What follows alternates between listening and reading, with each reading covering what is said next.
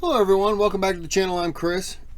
Before we get into this, I guess anybody who has interest in this, but this is definitely for Greg and Pat. If you're watching, thank you. So these are a couple of the books that I was talking about.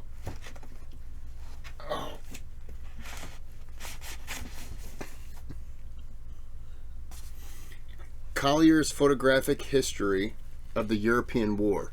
Now you see, it's not very big, but it is clearly an old book, and so I try not to touch it too much. But when I looked it up, this book was published in 1916, and it has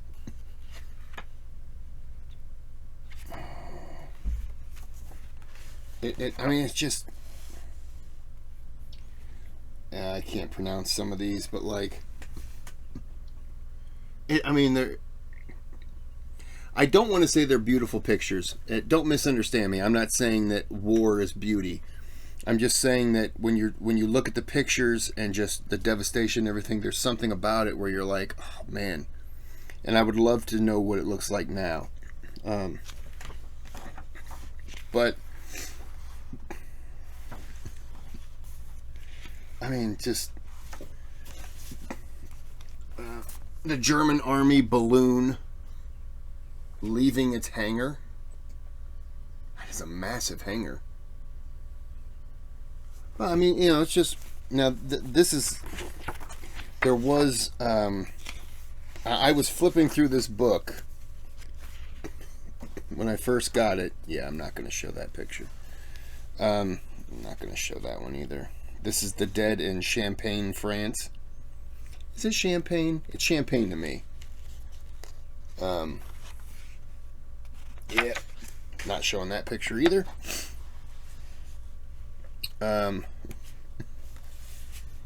Defending the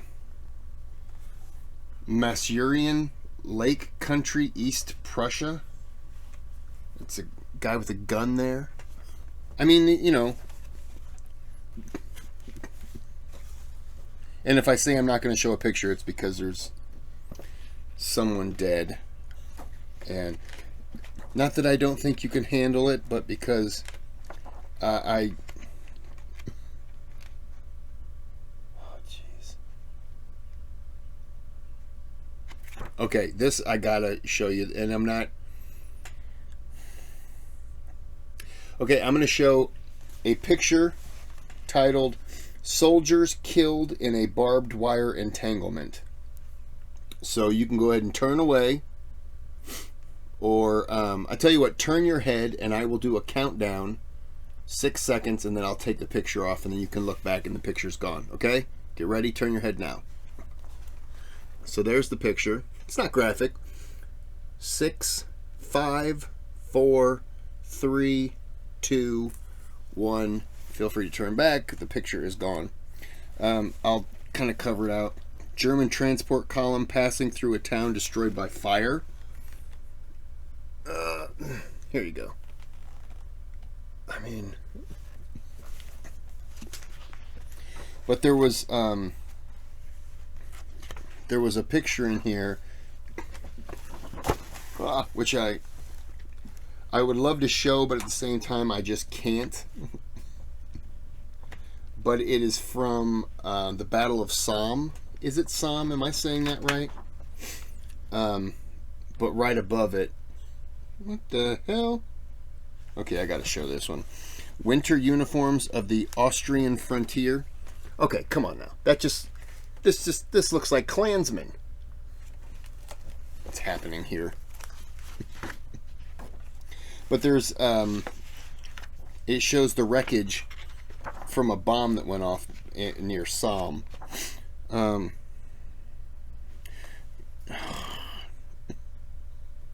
I'm going to show a picture, and next to it is a really nasty picture.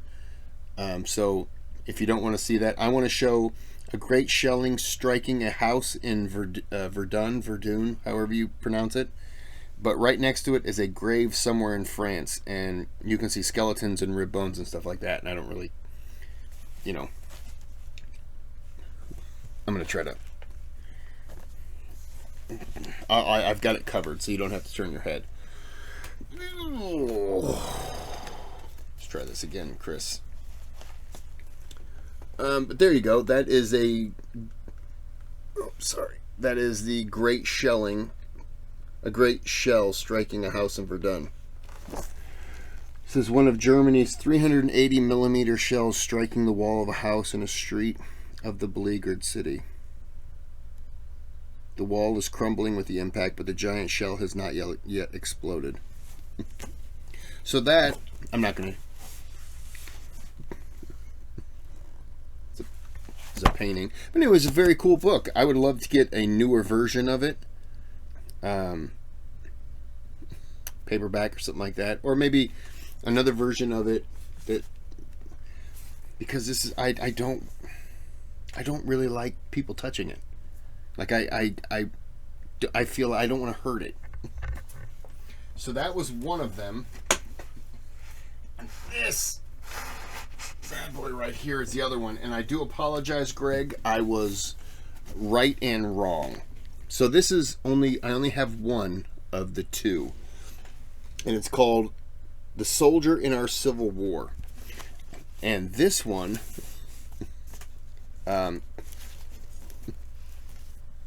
whole thing is lost. So this one, and Pat, if you are watching this video, feel free to correct me. But so it's not a okay, so what this is, it's not a picture. It's a... It doesn't say. He told me. I'll call it a lithograph or whatever. So what it is I believe it's a picture that the person then took it and painted the image on. Does that make sense? But there's one of Lincoln. Pat, if you're watching, Pat's the one who gave me the book. You can correct me. Say, hey, stupid, that's not what it was.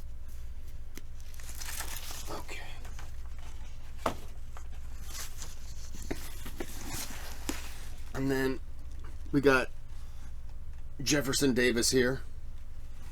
And I mean, right on it says copyright 1890. Jefferson Davis, or Jeff Davis, as some people like to call him. But this is just this would be a great coffee table book. And this covers the start of the Civil War. And it's, you know, just like paintings, and then tells you things. It goes through almost day-to-day interactions of what happened. And this is another one of those books that I look through so much, and then I set aside and I just don't want to touch anymore for fear that like I'm somehow going to hurt this book. But the paintings are just, I don't know what it is. In my older age, maybe I've just become drawn to paintings. But it only seems to be like Napoleon series really got me. But like, I don't know, I think it's very cool. This was owned by his father. And his father was a history buff. No one else in the family really looked at it like that, so he gave it to me, and it sits on my shelf, scared to be used, touched, abused. Yeah, I just thank you, and I just kind of respect it, and I try not to disturb it too much. But the Soldier's Civil War book was from 1888. See, I mean, and they do have them on Amazon. I think I can get a new one in paperback for one, and then get the second one, and I think I can get both of them for like $90 together. So it's, I haven't looked up the Collier of the European War. But anyways, I told, if you're wondering, what the hell does that have to do with this video? This is Revolutionary War. I mentioned before in a conversation with Greg in the comments that I had that book and I want to show him, and I would show him on one of these videos. So I'll just have to, tell him which video it is so that he remembers. Okay. So hi, welcome to the channel. I'm Kris. And this is Johann de Kalb. Why did I try to say it with an accent? Johann, I did it again. Johann de Kalb. Johanna? Johanna? I don't know, man. Me don't know. Suddenly throwing on a Jamaican accent makes it better. Okay, this is a German hero of the American Revolution. This is from Free History. If you haven't, subscribe to the channel.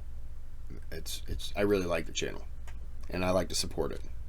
So here, and I don't know the guy. I have nothing to do with it. So here's the video. After his decisive victory at the Battle of Camden sent Horatio Gates and the remnants of the Continental Army fleeing north, Lord Cornwallis reveled in his triumph. In no time, he would finally crush this impudent rebellion and I'm listening, by the way. I'm making a cup of coffee. Establish British control over these insolent colonies. As he surveyed the carnage, the conqueror came to behold the sight of a grievously wounded American officer that was propped up against a wagon. He had been shot 3 times and bayoneted 8 times. Damn. Cornwallis personally took pity on this man, supervising his medical care. It was, however, to be in vain. 3 days after he fell on the fields of Camden, this man succumbed to his wounds. But there's nothing wrong with if it's your enemy or whatnot, still treating them, once they're wounded or they've surrendered or something like that, treat them humanely.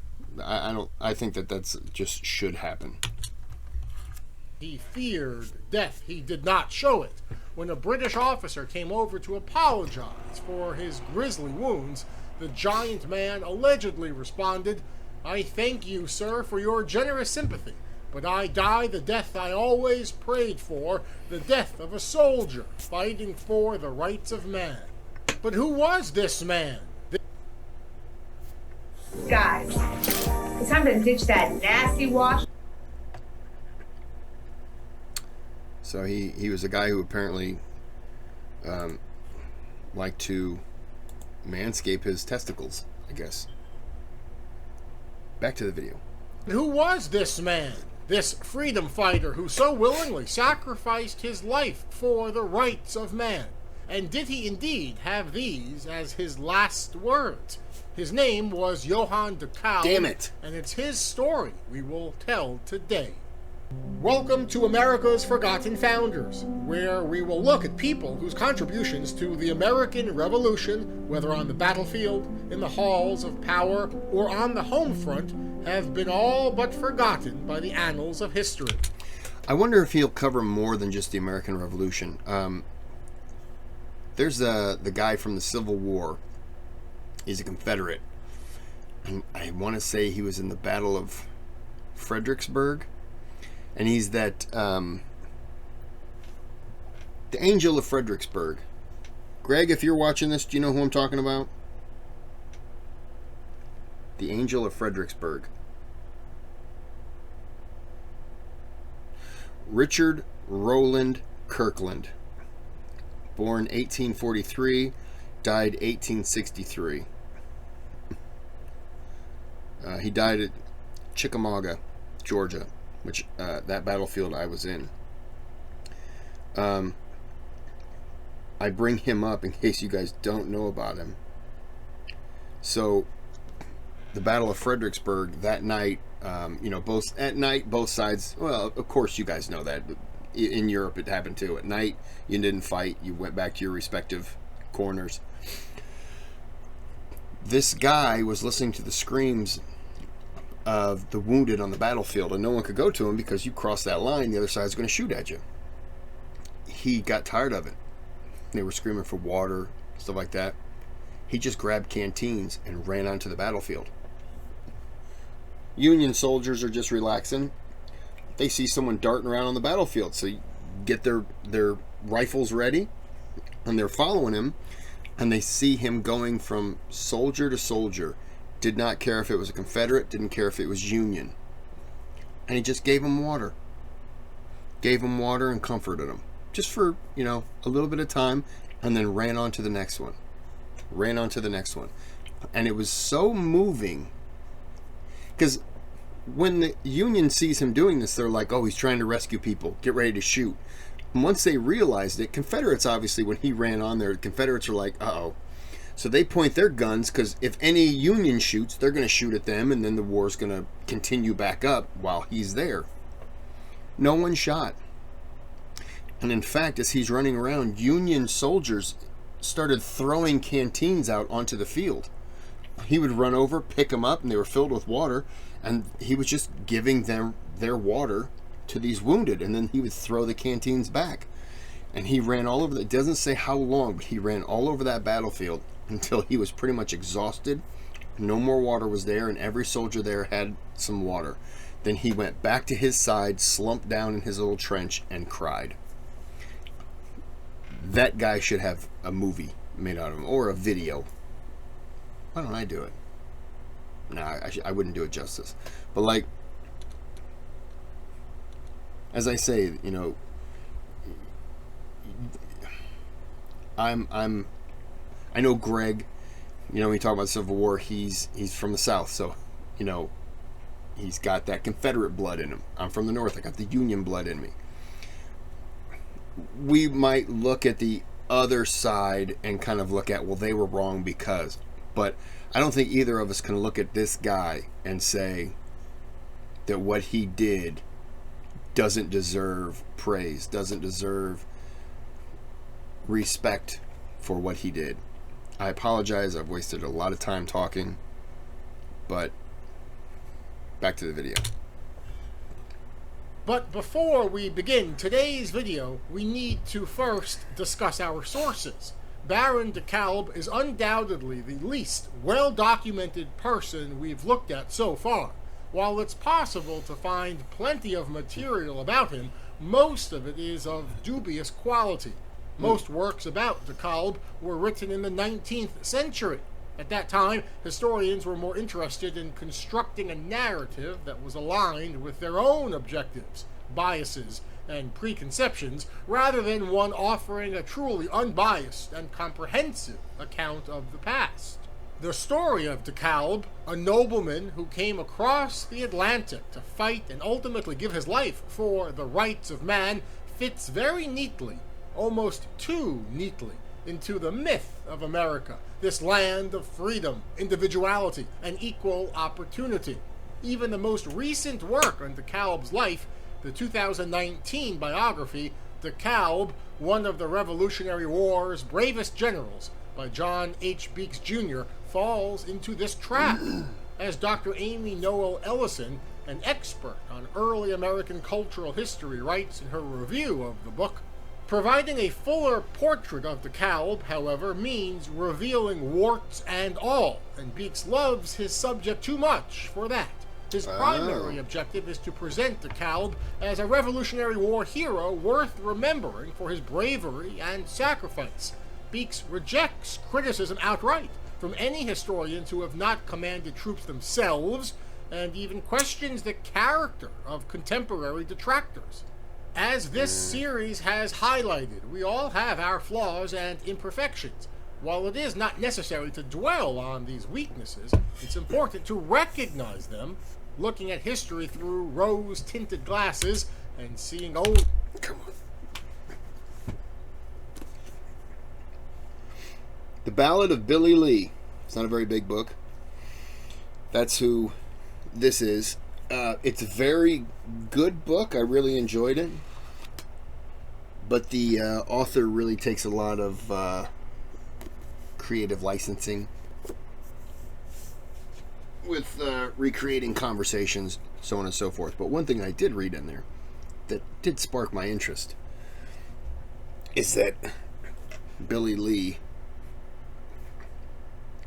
I'm not saying Billy Lee said this, but Billy Lee might have believed that when Washington got smallpox, contracted that when he was in, was it Barbados?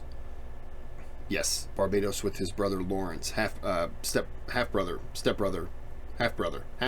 Lawrence, and he got smallpox.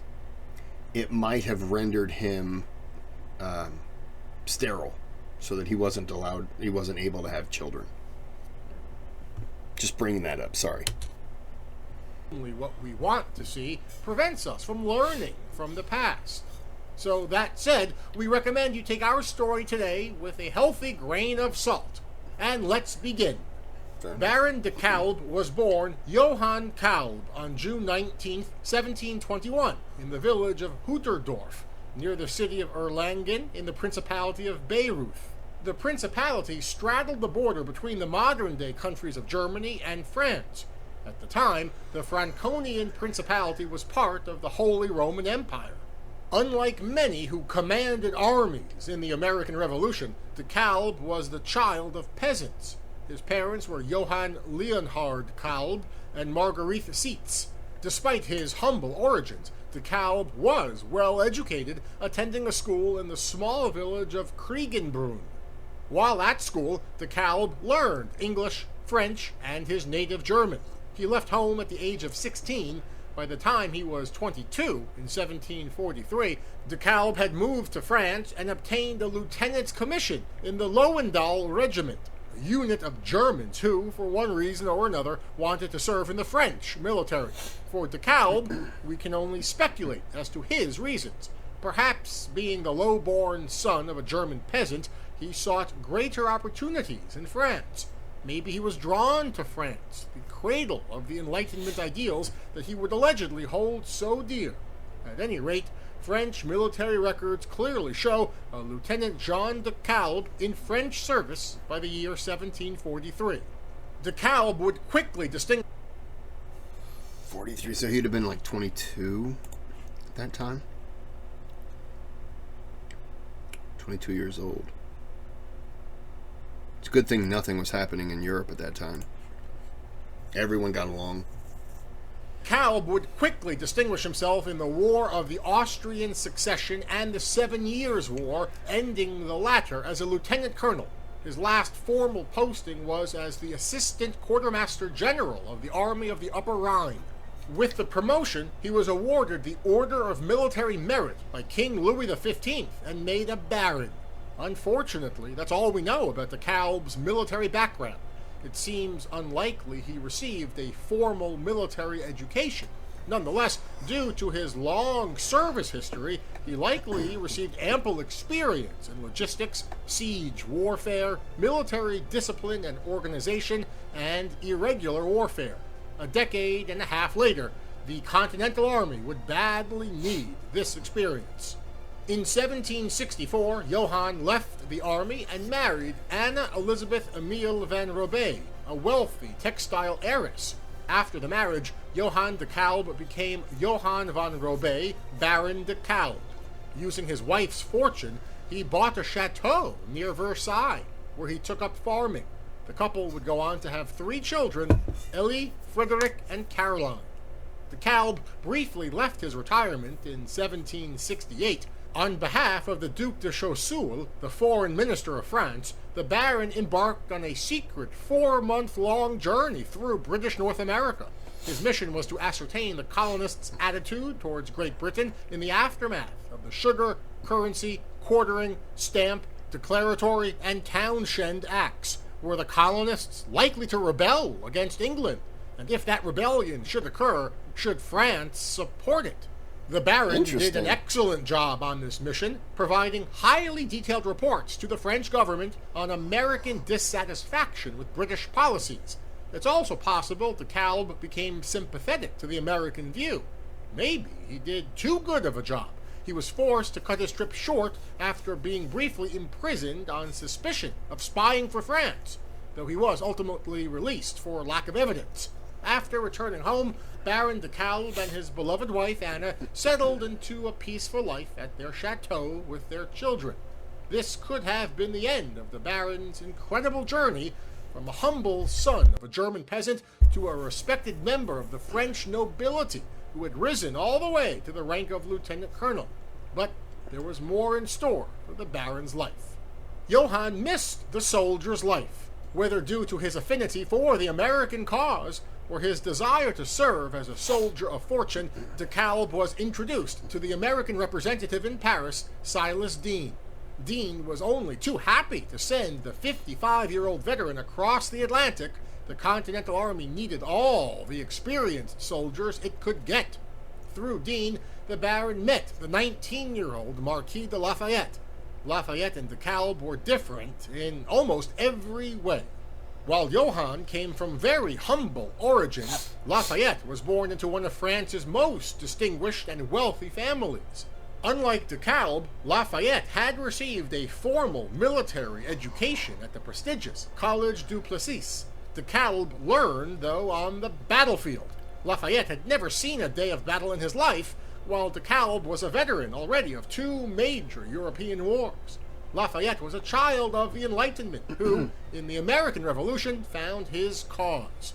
While de Kalb may have had some sympathies for the Americans, he fancied himself more a soldier of fortune than a social revolutionary.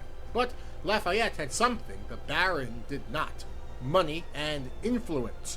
Of course, the Baron was relatively wealthy, but his wealth didn't even come close to that of Lafayette, who purchased the ship Victory for £112,000 to carry himself and de Kalb to the New World. Until de Kalb's death at Camden, the two men would remain close, with the Baron acting as the young Marquis's confidant and mentor. The men arrived at... Oh, sorry. I knocked the This is light. what veterans are doing to increase No their one's listening to capability. you. Be quiet. Okay. It's a good thing no one heard that. Looks like Zelensky. The men arrived at the port of Charlestown, South Carolina, on June 13, 1777.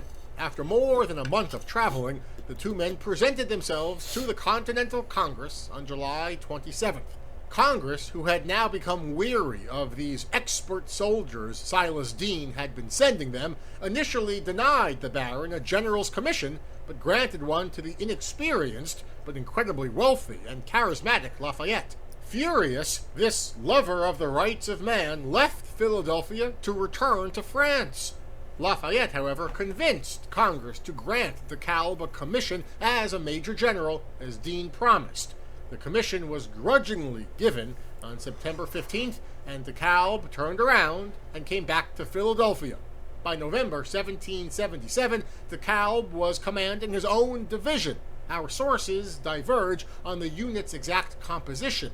While most sources claim it was a unit comprised of regulars from Maryland and Delaware, other sources suggest it was composed entirely of men from Massachusetts. The next 3 years were draining for de Kalb. He never saw a day of battle. From his arrival until mid-April 1778, de Kalb and Lafayette prepared to lead a 1778 campaign into Canada until Congress shelved it. After the Canadian expedition failed to materialize, de Kalb was given command of the American line between Elizabethtown and Amboy in the Northern Theater. Since the war in the North had mainly settled into a stalemate, little action was seen for his men. Nonetheless, the Baron did his best to keep his men ready for battle. He also suffered greatly during the winter of 1778 to 1779, saying, "It is so cold that the ink freezes on my pen while I am sitting close to the fire. The roads are piled with snow until, on some places, they are elevated 12 feet above their ordinary level." After what must have seemed like an eternity to the Baron, Washington commanded him to lead his division into South Carolina in a bid to rescue Major General Benjamin Lincoln and his 5,000-strong army, who were besieged in Charlestown. Despite pressing his men as hard as he could, they couldn't reach General Lincoln in time. The city surrendered to Lord Cornwallis on May 12, 1780. After Lincoln's capitulation, Kalb was appointed second in command of the Southern Department under Major General Horatio Gates. Despite the Baron's repeated recommendation to launch an immediate attack on Cornwallis while they had the element of surprise, Gates, ever cautious, hesitated. For a month, the Continental forces waited for the order to march. Finally, Gates opted to strike the British outpost at the small village of Camden in mid-August. Unfortunately for him, Lord Cornwallis had been made aware of Gates's army on August 9th and moved to reinforce the Camden position. A position that was supposed to have under 1,000 defenders was now garrisoned by over 2,200 men, led personally by their experienced commander. Before first light on August 16th, 1780, the hero of Saratoga prepared to do battle. The right flank was anchored by the Maryland Brigade and Delaware Regiment under the command of Kalb himself. Militia units defended the left flank. This decision would prove disastrous. At the time, British military doctrine emphasized having one's strongest troops on the right flank to overwhelm and outflank the enemy. However, when General Gates chose to mirror this formation, it meant his inexperienced, ill-trained, and unprepared militia units would be facing the best British troops.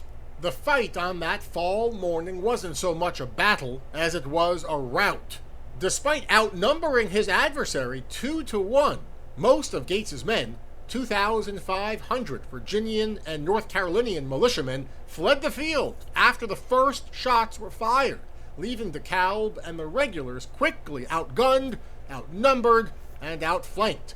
While Kalb's regulars initially had some success and turned back the initial British advance, the flight of the militia left his men in an impossible situation. The Baron reacted quickly. He issued orders for the 1st Maryland Brigade to support the 2nd, but the two units could never link up due to withering enemy fire. Despite Kalb personally leading a successful countercharge that momentarily held the British at bay, the end was inevitable. As the American line collapsed under the weight of a combined infantry and cavalry assault commanded by Lord Cornwallis personally, Major General Kalb attempted again to rally his men.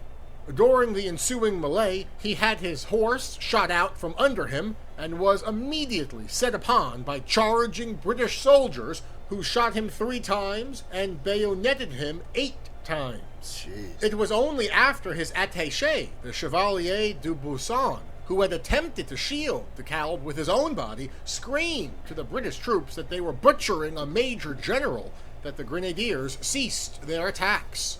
The mortally wounded Baron was captured, and despite Cornwallis's and his doctors' best efforts, would die on August 19th at the age of 59.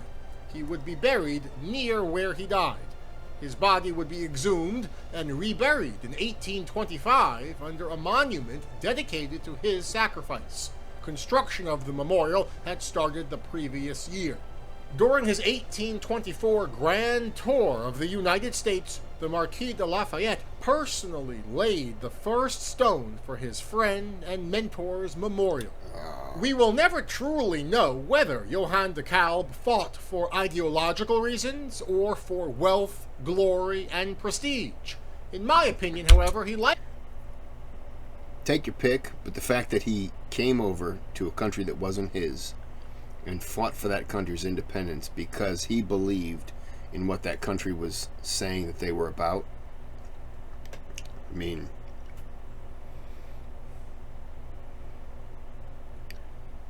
it's sad that he met the ending that he did, but you don't sign up to go to war and anticipate that you won't have to fight and you won't die in battle. likely fought for both.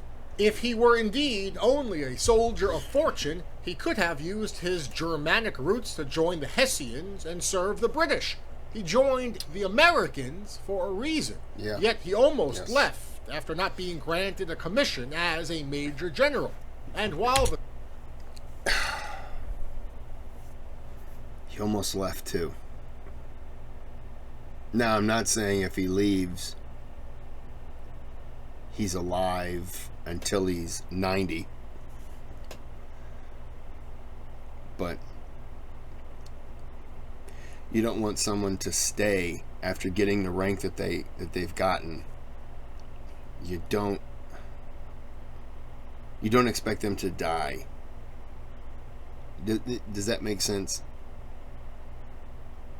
Even though in war you should expect to die, but I mean he could have walked away. He could have died on a boat ride back to France. You know, you never know how things are going to play out. So the quote we used in the introduction to this episode is almost certainly a product of 19th century romanticism. As they say, behind every legend lay some factual perchance. Even though establishing that factual perchance may be difficult, we should still always endeavor to try. I hope you found this video both informative and it's very good. I'd never heard of him. Johann de Kalb. Well, rest in peace, buddy, and thank you for your service. Because I mean, he sacrificed his life for a country that he didn't live in. So, as Americans, we have to be good, be better, show appreciation to those who came over here and fought. Now I want to add his not von Steuben. I want to add de Kalb to the list of places I'd like to visit, just out of respect. Okay, I'm gonna end this here. It's just I just feel bad that he died. Like, he'd be dead today anyways, but it's how. All right, yeah, I'm gonna end this. So like and subscribe.